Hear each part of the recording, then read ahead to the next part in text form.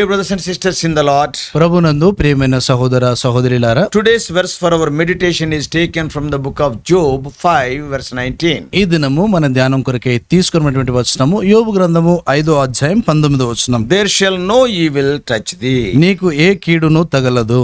We all know that Job was a righteous man. మనకందరికి తెలిసినటువంటి విషయమే, యోబు ఆయన నీతిమంతుడైనటువంటి వాడు. Bible says in Job 1:1, Bible గ్రంథంలో రాయబడింది, యోబు గ్రంథం 1వ అధ్యాయం 1వ వచనంలో, he was a perfect and upright man and one that feared God and eschewed evil. ఆయన యథార్థవంతుడు, న్యాయవంతుడు, దేవుని యందు భయభక్తులు కలిగి చెడుతనమును విసర్జించిన వాడు. Oh, he had a big family with 10 children. ఆయన పెద్ద కుటుంబాన్ని కలిగినటువంటి వాడు, 10 మంది పిల్లలు ఉన్నారు. And Job was much concerned about their upright lives also. యోబు ఆ పిల్లల యొక్క యథార్థమైనటువంటి జీవితం విషయమే కూడా పట్టింపు కలిగి ఉన్నాడు. And he was very rich. తిరిగి ఆయన ఎంతో ధనవంతుడై But ఉన్నాడు. he was seriously afflicted by the destructive hand of Satan. అయితే సాతాను యొక్క నాశనకరమైనటువంటి హస్తం ద్వారా ఎంతో కలత పెట్టబడ్డాడు. And that has caused deep distress and pain. అది ఎంతో లోతైనటువంటి ఆ యొక్క నిరాశను, ఎంతో దుఃఖమును అది కలగజేసింది. And Job had 3 very close friends. యోబుకు 3 ఎంతో సన్నిహితమైనటువంటి స్నేహితులు ఉన్నారు. After hearing about the evil that was come upon Job, యోబు మీదకి వచ్చినటువంటి కీడంతటిని గురించి విన్న తర్వాత those 3 friends, ఆ 3 స్నేహితులు, that is Eliphaz the Temanite, తెమానీయుడైనటువంటి Eliphaz, and secondly Bildad the Shuhite, తర్వాత షుహైడైనటువంటి బిల్దదు, and thirdly Zophar the Naamathite, తర్వాత నమాతీయుడైనటువంటి ఆ యొక్క Zophar. and they came to Job to mourn with him and to comfort him, as we read in 2:11. ఈ 2వ అధ్యాయం 11వ వచనం మనం చదివేట్లుగా, ఆయనను ఆదరించడానికి, ఆయనతో కూడా దుఃఖించడానికి యోబు యొద్దకు వారు 3 కూడా వచ్చారు. Though Job was silent for a time, యోబు కొంత సమయమైన నిశ్శబ్దంగా ఉంటా వచ్చాడు. finally he cried out to the Lord in anguish. చివరికి ఆ యొక్క మనోవేదనతో ఆయన దేవునికి మొరపెడుతూ వచ్చాడు. That compelled his friends to respond with a series of long speeches. అది ఆయన యొక్క స్నేహితులు ఎంతో దీర్ఘమైనటువంటి ఆ యొక్క మాటల ద్వారా స్పందించడానికి స్నేహితులను బలవంత పెట్టింది. They used the human wisdom than biblical truth to explain the painful events of Job's life. వారు యోబు యొక్క జీవితం అటువంటి సంగతుల విషయమై ఆ బైబిల్ పరమైనటువంటి సత్యాలకు బదులుగా తమ సొంత మానవ జ్ఞానాన్ని ఉపయోగించి వారు మాట్లాడుతూ వచ్చారు. Certain arguments of his friends used against Job are biblically they are sound.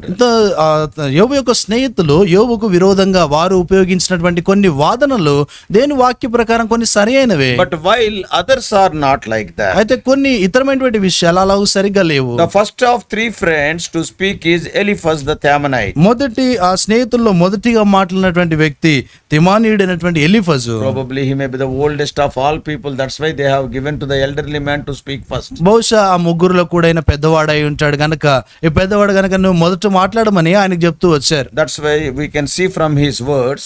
అందుకొరకు ఆయన యొక్క మాటలు మనం చూస్తే, as an elderly person he was also the least severe in the accusations brought against Job. పెద్ద వ్యక్తిగా యోబు మీద ఆయన తెచ్చినటువంటి నిందారోపణలో అంతగా కఠినమైనటువంటి మాటలు ఏం పలకలేదు ఆయన. Eliphaz reasoned that the innocent never suffer. Eliphaz అంటాడు, ఈ యొక్క అమాయకమైనటువంటి వారెన్నడూ కూడా శ్రమను అనుభవించరు అంటాడు. He says the guilty are always afflicted. ఈ యొక్క కీడు చేసినటువంటి వారు ఎల్లప్పుడూ కూడా శ్రమను అనుభవిస్తారు అంటాడు. This is not biblical. ఇది వాక్యపరమైనది కాదు. See, for throughout God's word it is the righteous people often they will suffer. దేవుని యొక్క వాక్యం అందంతట్లో కూడా చూస్తే నీతిమంతులైనటువంటి వారు శ్రమను అనుభవిస్తారు. Guilty people lead their lives as they like. అయితే కీడు చెడ్డవారు చూస్తే వారు తమ ఇష్టానుసారంగా జీవిస్తూ ఉంటారు. So Eliphaz was an exemplary orator and an authoritative theologian. ఈ యొక్క ఎలిఫజు చూస్తే ఎంతో అధికారయుక్తమైనటువంటి వేదాంతపరమైనటువంటి అధికారం కలిగిన వ్యక్తిగా మాట్లాడుతుంటాడు. He is an accomplished philosopher. ఆయన చూస్తే ఆ యొక్క పేరుగాంచినటువంటి యొక్క ఫిలాసఫర్ గా ఉన్నాడు. And his counsel was frequently founded on human opinion rather than godly wisdom. ఆయన యొక్క మాటలు ఎల్లప్పుడు కూడా చూస్తే మానవ అభిప్రాయంపై ఆధారపడింది కానీ దేవునికి ఒక జ్ఞానంపై ఆధారపడలేవు. Because he is very aged, he must have gone through so many experiences, he must have gained so much human wisdom. ఆయన వయసులో పెద్దవాడు గనక తన యొక్క అనుభవాలు అనేక విషయాల గుండా వెళ్ళింటాడు కాబట్టి ఎంతో అనుభవంతో మాట్లాడుతున్నాడు. So therefore it is important to note that these friends had much wisdom to share with Job. కాబట్టి ఇది మన గమనార్హమైనటువంటి విషయం ఏంటంటే, యోబు స్నేహితులు ఆయనతో పంచుకునే ఎంతో విషయాలు కలిగి ఉంటా వచ్చారు. But they were lacking divine understanding. అయితే వారికి దైవికమైనటువంటి ఆ యొక్క గ్రహింపు విషయమే కొదువ కలిగి ఉన్నారు. Men of God A.W. Pink said like this. A.W. Pink గారు ఇలాగ చెప్తూ వచ్చారు, let us not conclude when we see a fellow Christian under the rod of God that is necessarily being taken to task for his sins. ఈ దేవుని యొక్క బిడ్డ ఏదైనా ఒక వ్యక్తి దేవుని యొక్క దండం కింద వారు ఉన్నప్పుడు ఏదైనా ఒక నిర్ధారణలోనికి మనం రాకూడదని ఆయన చెప్తా వస్తాడు. Yeah, it is because of his sin. అది ఆయన పాపమును బట్టి అని మనం No, we చెప్పకూడదు. should never come to conclusion. మనం ఎటువంటి నిర్ధారణలోనికి అలాగ మనం రాకూడదు. So when those three people came, వారు ముగ్గురు వచ్చినప్పుడు actually they did not know why Job was being tried by God. యోబు ఎందుకొరకై దేవుని చేత పరీక్షించబడుతున్నాడో వారికి తెలియదు. They thought that Job was being punished by God for physical sin he had committed. వారు అనుకుంటూ వస్తున్నారు ఏంటంటే యోబు చేసినటువంటి భౌతిక సంబంధమైన పాపమును బట్టి దేవుడు ఆయనను శిక్షిస్తున్నాడు Yeah, అనుకున్నారు. this is all they could understand based on their religious teachings. వారు నేర్చుకున్నటువంటి మత సంబంధమైన బోధనలను బట్టి ఇంత మట్టుకే వారు గ్రహించారు. The same is true today also. ఈ దినాల కూడా ఇదే వాస్తవము. When a person sees someone going through a time of testing, ఒక వ్యక్తి ఏదైనా పరీక్ష గుండా వెళ్తున్నటువంటి సమయం ఉంటే they believe that they are being punished because there is sin in their life. వారు అనుకుంటారు ఈ వ్యక్తి జీవితంలో ఏదో పాపం ఉంది అని అనేటువంటి విషయాన్ని తలస్తూ ఉంటారు. From Job 4:12, యోబు గ్రంథము 4:12 చూస్తే we can understand that Eliphaz had a visitation from the Lord. ఈ యొక్క ఎలీఫజు దేవుని యొద్ద నుండి ఆ యొక్క దర్శనాన్ని పొందుతా వచ్చాడు. During that visitation, ఆ యొక్క దర్శనంలో he trembled. ఆయన వణికిపోతూ వచ్చాడు. Yeah, that verses 14 to 16. ఆ 14 నుండి 16 వరకు. And as a result of that visitation, Eliphaz opened his mouth. ఆ యొక్క దర్శనము ద్వారా ఎలీఫజు నోరు తెరిచి మాట్లాడుతున్నాడు. And the wonderful words of our meditation today, he spelt out. ఈ దినం మనకు ధ్యానం కొరికినటువంటి అద్భుతమైన మాటలు ఆయన పలుకుతూ వచ్చాడు. After God visited him, దేవుడు ఆయనను దర్శించిన in తర్వాత 5:17, what he says? 5:17 ఏమంటున్నాడు? Behold, happy is the man whom God corrected. దేవుడు గద్దించు మనుషుడు ధన్యుడు అంటాడు. Oh, we should be happy when God loves us enough to take time to chasten and correct us. దేవుడు మనల్ని ప్రేమించినప్పుడు ఆయన మనల్ని శిక్షించడానికి కొంత సమయం తీసుకుంటే మనం సంతోషించాలి. Oh, he has taken all the time to chasten us, to correct us, means he is having special interest on us. మనల్ని శిక్షించడానికి మనల్ని సరిచేయడానికి సమయం తీసుకున్నాడంటే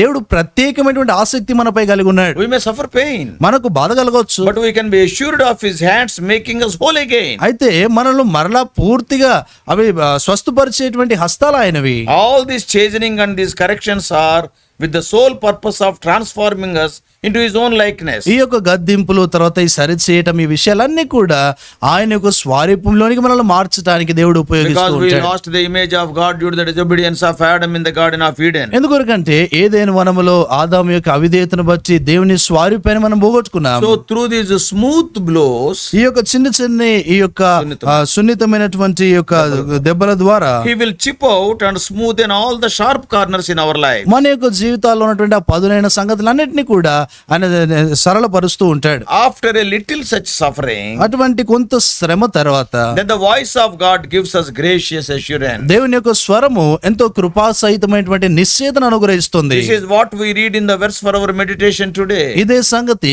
మన ధ్యానం కొరకైన వచనంలో మనం చదువుతాము. What 5:19 says? 5:19 ఏం రాయబడింది? He shall deliver thee in 6 troubles, yea, in 7 there shall no evil touch thee. 6 బాధల్లో నుండి ఆయన నిన్ను విడిపించును, 7 బాధలు కలిగినను నీకు ఏ కీడును తగలదు. This is the special form of speech that is used. It can even Proverbs also. ఇది సామెతల్లో కూడా వాడబడేటువంటి ఒక ప్రత్యేకమైన మాటలు ఇవి. Yeah, the words 6 and 7. 6, 7 అనేటువంటి మాటలు. 6 is used here to denote an indefinite number. ఈ యొక్క 6 అనేటువంటిది చూస్తే ఆ యొక్క అనిశ్చయ మాటను గురించి మాట్లాడుతా ఉంది ఆ సంఖ్య. What does it mean? దాని అర్థం ఏంటి? The Lord will support you in many troubles. దేవుడు అనేకమైనటువంటి బాధల్లో నీకు సహాయంగా ఉంటాడు. Yeah, this mode of speech was very common in the Hebrews. ఈ హెబ్రూల్లో చూస్తే ఈ యొక్క మాటలు సర్వసాధారణము. But the limit is 7. అయితే దానికి ఉన్నటువంటి సంఖ్య హద్దుబాటు 7.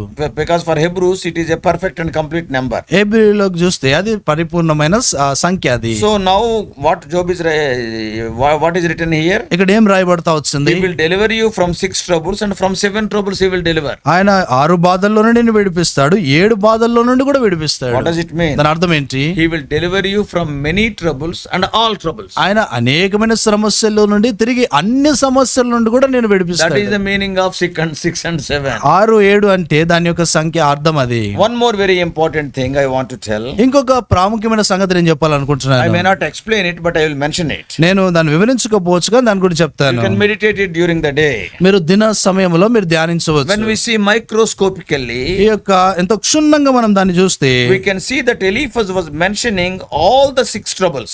ఈ యొక్క ఎలీఫజు ఈ యొక్క 6 బాధలను గురించి ఆయన వివరిస్తున్నాడు. And also he is mentioning the 7th one also in these verses. ఈ వచనాల్లో 7వ సంగతిని గురించి కూడా చెప్తున్నాడు. What are the 6? ఆ 6 సంగతులు ఏంటివి? Verse 20, ఆ 20వ వచనములో famine. ఆ క్షామ కాలము అంటాడు. And secondly, రెండోది same verse, sword. అదే వచనంలో ఖడ్గము అంటాడు. Number 3, మూడోది verse 21, scourge of the tongue. 20వ వచనంలో చూస్తే నోటి మాటల చేత కలుగు And బాధ అంటాడు. fourthly, నాలుగోది verse 21, destruction. 21వ వచనంలో చూస్తే నాశనము అంటాడు. Fifthly, ఐదోది destruction of famine. తర్వాత కరువు వలన వచ్చేటువంటి నష్టం And అంటాడు. verse 22, 22లో the 6th one is beasts of the earth. 6వ చూస్తే అడవి మృగములు అంటాడు. So, and what is the 7th one? 7వ సంగతి ఏంటి? That is in verse 19. అది 19వ వచనంలో ఉంది. What is written? ఆయన ఏమన్నాడు? From all evil. ఆ సమస్త కీడుల నుండి It అంటాడు. speaks of the complete deliverance. అది సంపూర్ణమైన విడుదల గురించి Yeah, you can మాట్లాడుతుంది. meditate in these lines later. ఈ మాటల గురించి తర్వాత ధ్యానించవచ్చు. Now I believe you have understood why God is telling from 6 troubles and from 7 troubles. దేవుడు ఎందుకొరకే 6 బాధలు 7 బాధలు అని అంటున్నాడు దాని సంగతి మీరు అర్థమైంది It is not అనుకుంటున్నాను. without a purpose. అది ఉద్దేశం లేకుండా కాదు. 6 speaks of many troubles, 7 speaks of all troubles. ఈ యొక్క 6 బాధలు అంటే అనేకమైనటువంటి సమస్యలు, తర్వాత 7 అంటే అది అన్ని సమస్యల నుండి విడుదల So the అంటాడు. 6 things he named, 6 సంగతుల గురించి ఆయన చెప్తూ వచ్చాడు. and 7thly he is telling from all evil. That is 7th one. 7వదిగా చూస్తే అన్ని కీడుల నుండి ఆయన నేను విడిపిస్తాడంటే అది Oh, 7వది. what a great God we have. ఎంత గొప్ప దేవుని మనం కలిగి What ఉన్నాం. a wonderful Bible he has given us. ఎంత అద్భుతమైన బైబిల్ గ్రంథాన్ని మనకి It ఇచ్చాడు. is full of promises for the obedient people. ఎవరైతే విధేయత చూపిస్తారో అటువంటి పిల్లలకు అనేకమైన వాగ్దానాలు కలిగినటువంటి గ్రంథము. At the end we see ముగింపులో మనం చూస్తే Eliphaz did not want to push Job into despair. ఈ యొక్క ఎలీఫజు ఈ యొక్క యోబును ఎంతో నిరాశ నిస్పృహలోనికి త్రోసివేయాలని He కాదు, concluded with encouraging words. ఎంతో ప్రోత్సాహపూరితమైనటువంటి మాటలతో ముగిస్తున్నాడు. He detailed all the blessings of restoration. సమకూర్పు కొరకైనటువంటి ఆశీర్వాదాలు అన్ని గురించి కూడా వివరిస్తూ వచ్చాడు. So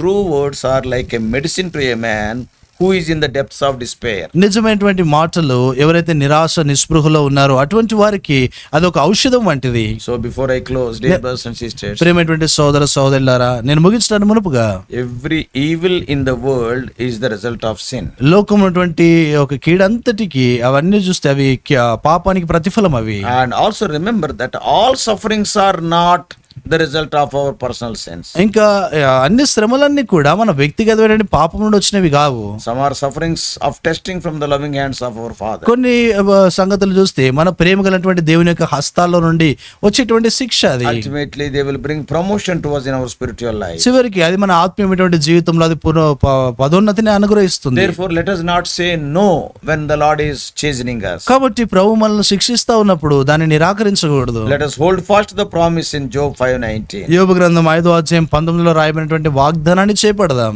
Oh, may God help us. దేవుడు మనకు సహాయపడును గాక. Let us pray. ప్రార్థన చేస్తాం. Loving Heavenly Father, ప్రేమగల పరలోకపు మా తండ్రి, undoubtedly every believer will go through so many troubles in this world. ప్రభువా, ఎటువంటి సందేహం లేదు, విశ్వాసులైనటువంటి వారు ప్రతి ఒక్కరు కూడా అనేకమైనటువంటి సమస్యలు గుండా ఈ లోకంలో వెళ్తూ Sometimes ఉంటారు. because of our own faults, no doubt. కొన్ని సందర్భాల్లో మా సొంత పొరపాట్లను బట్టి, Sometimes Satan troubles us. కొన్నిసార్లు సాతానుడు మమ్మల్ని But కలవరపెడతాడు. sometimes for our own promotion, the Lord will chasten us. ప్రభుత్వాన్ని కొన్ని సందర్భాల్లో మా సొంత మేలు కొరకే దేవుడే మమ్మల్ని శిక్షిస్తాడు. It is something like our annual examination in our school or college. అది మా స్కూల్ కళాశాలలో ఆ యొక్క యాన్యువల్ ఎగ్జామ్స్ లాంటివి. Oh, after examination, it may be very painful to write an exam, but after examination, we will have the promotion to the next class. తండ్రి, పరీక్ష సమయంలో అది రాయటం ఎంతో బాధ కలిగించినప్పటికీ కూడా ఆ పరీక్ష ఫలితాల ద్వారా తర్వాతి తరగతికి వెళ్ళటానికి మా సహాయపడుతుంది. Oh Lord, we thank thee for the life of Job. ప్రభువా, యోబు జీవితాన్ని బట్టి వందనాలు. We thank thee for those words 6 and 7 in this 5th chapter. తండ్రి, ఆ యొక్క 5వ అధ్యాయంలో ఉన్నటువంటి 6, 7 అనేటువంటి ఆ యొక్క మాటలు బట్టి వందనాలు. Oh, you are going to deliver us from many troubles. Thank God from all troubles. తండ్రి, నువ్వు అనేక సమస్యల నుండి అన్ని ఆ యొక్క బాధల్లో నుండి మమ్మల్ని విడిపించేటువంటి దేవుడు, దాన్ని బట్టి Help us వందనాలు. to meditate this verse throughout this day. ప్రభువా, ఈ దినమంతటి కొరకే ఈ వచనాన్ని ధ్యానించినట్లు మీరు మాకు సహాయపడండి. We do pray in the prayer answering name of our Lord and Savior Jesus Christ. మా ప్రభు రక్షకుడైనటువంటి యేసుక్రీస్తు వారి ప్రార్థనకు జవాబిచ్చున్నాము, ప్రార్థించి వేడుకుంటున్నాం మా తండ్రి. ఆమేన్. God bless you all. Please subscribe for more spiritual messages to the YouTube channel John Victor Telugu Messages.